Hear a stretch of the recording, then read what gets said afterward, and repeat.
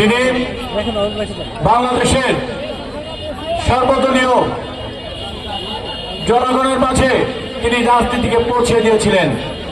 আপনারা জানেন ৭১-এর পরে যখন বাংলাদেশের কি সমস্যায় জর্জরিত, তখন উনি ত্রাণকর্তা হিসেবে বাংলাদেশে আগমন করেছিলেন এবং ওনার নেতৃত্বে বাংলাদেশ জাতীয় দল প্রতিষ্ঠা করে বাংলাদেশকে নেতৃত্ব দিয়েছিলেন। তারপরে আসেন আমাদের নেত্রী বেগম খালেদা জিয়ার কথায়। আমাদের নেত্রীর অকুতোভয় নেতৃত্বে নারী শিক্ষা প্রসার, অবৈতনিক শিক্ষা ব্যবস্থা, নিরক্ষরমূলক শিক্ষা ব্যবস্থা এবং কৃষিঋণ মৌকুবের মাধ্যমে তিনি বাংলাদেশের মানুষের কাছে অবস্মরণীয় হয়ে আছেন। আমাদের ভারপ্রাপ্ত চেয়ারম্যান তারেক রহমানের কথা এবার আসতে চাই। আপনারা জানেন উনি বিদেশে বসে ৩১ দফার মাধ্যমে উনি আমাদেরকে সংগঠিত করার চেষ্টা করেছেন।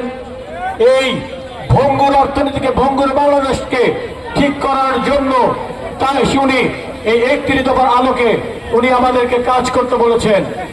আপনারা যারা আজকে এখানে এসেছেন তাদের কাছে আমার একটি অনুরোধ, সেটি হচ্ছে যে আমার ভারপ্রাপ্ত চেয়ারম্যান তারেক রহমান যে নির্দেশ দিয়েছেন সব জায়গায় এই ৩১ দফাকে পৌঁছে দেওয়ার জন্য এবং ধানের শীর্ষে ভোট দেওয়ার জন্য, জনগণের মাঝে যাওয়ার জন্য, এটি হচ্ছে তার নির্দেশ।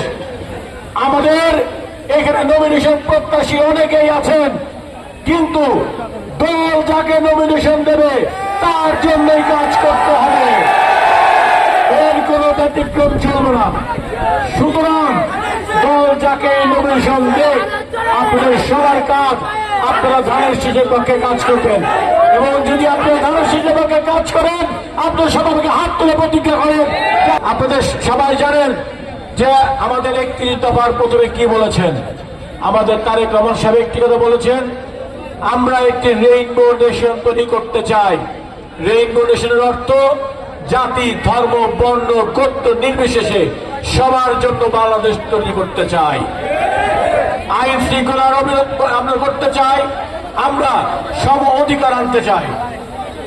আপনারা জানেন বিচার বিভাগকে আমরা স্বাধীনতা দিতে চাই। এবার আসেন তত্ত্বাবধায়ক সরকারের জন্য আমরা তত্ত্বাবধায়ক সরকারকে আমরা ফিরিয়ে আনতে চাই। সুতরাং এবার আসেন আমার বাবার কথা আসি একটু। আপনারা জানেন আমার বাবাই এই অত্র অঞ্চলের 4 বারের এমপি ছিলেন। আমি সত্যিই আজকে বাকরুদ্ধ। আপনারা আজকে আমাকে যে ভালোবাসা দেখিয়েছেন এই ভালোবাসার মূল্য আমি দিতে পারবো কিনা জানি না, কিন্তু একটি কথা বলতে চাই, আপনারা যদি আমাকে আপনাদের ভালোবাসা রাখেন, আপনাদের দয়া আমাকে রাখেন, যেভাবে আপনারা আমার বাবার পাশে ছিলেন, এখানে যারা আমার সিনিয়র নেতৃবৃন্দ আছেন, আমি কথা দিচ্ছি যদি আল্লাহ আমাকে কামিয়াবি করে আমার সিনিয়র নেতৃবৃন্দের সুপরামর্শ, সুপদেশ নিয়ে ওনাদেরকে সামনে রেখে আপনাদের পাশে আমি কাজ করতে চাই। শিল্পায়নের মাধ্যমে, গ্যাস সংযোগের মাধ্যমে আমি ধামাইনগরকে একটি শিল্পাঞ্চলের কারিগরি করতে চাই। এখনকার যুগের তরুণদের জন্য আমার একটি কথা, আপনারা সবার হাতে মোবাইল, এই মোবাইল ফোনকে ব্যবহার করে আপনারা কারিগরি শিক্ষার মাধ্যমে এইখানে বসে আপনারা ফ্রিল্যান্সিং এর মাধ্যমে ডলার ইনকামের ব্যবস্থা করানোর চেষ্টা করব। যদি বিএনপি সরকার ক্ষমতা আসে, যুব প্রশিক্ষণের মাধ্যমে মৎস্য, গবাদি পশু পালন, আত্মনিবেশন করে তোলার জন্য চেষ্টা করব। চলন বিলের মৎস্য নিয়ে আমার একটি পরিকল্পনা রয়েছে। আপনারা জানেন চলন বিল একটি মৎস্য অধ্যুষিত এলাকা, সেখানে আমি চেষ্টা করব আধুনিক মৎস্য প্রক্রিয়া স্থাপন করে দেশি মাছকে প্রক্রিয়াজাত করে বিদেশি রপ্তানি করে ডলার ইনকাম করার জন্য ইনশাআল্লাহ। এবং আমি আমার মনে একটি আশা আছে যে আমি এই রায়গঞ্জ তারাশে একটি নার্সিং হোম, নার্সিং কলেজ প্রতিষ্ঠা করতে চাই ইনশাআল্লাহ। এবং সবচেয়ে বড় কথা, আমি আমার বাবার অসমাপ্ত কাজগুলোকে সমাপ্ত করতে চাই। আমি একটি মাদক মুক্ত সমাজ রায়গঞ্জ তারাশ গঠন করতে চাই। আমার এখানে কোনো চাঁদাবাজি চলবে না, কোনো মাদক চলবে না ইনশাআল্লাহ। আমার চেয়ারপারসন, আমার ভারপ্রাপ্ত চেয়ারপারসন যদি